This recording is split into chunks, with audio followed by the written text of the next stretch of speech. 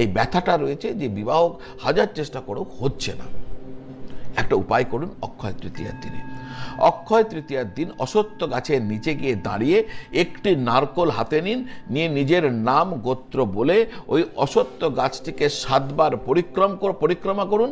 তারপর ওই নারকেলটিকে অশ্বত্থ গাছের গোড়াতে অর্থাৎ নিচে রেখে দিয়ে শীঘ্র বিবাহের জন্য আপনি প্রার্থনা করুন। অক্ষয় তৃতীয়ার দিনে যদি এই উপায়টা আপনি করবেন, তাহলে এই উপায়ের ফলে আপনার বিবাহ বাধা দূর হয়ে যেতে পারে ঈশ্বরের আশীর্বাদে। আরও একটা আপনি উপায় করতে পারেন বিবাহ বাধাকে দূর করার জন্য।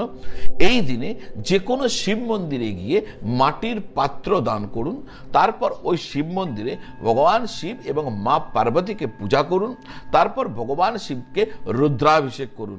যদি অক্ষয় তৃতীয়ার দিন এই প্রয়োগ করতে পারেন, তাহলে নিশ্চিতভাবে আপনার বিবাহের বাধা দূর হয়ে যেতে পারে ভগবান শিব এবং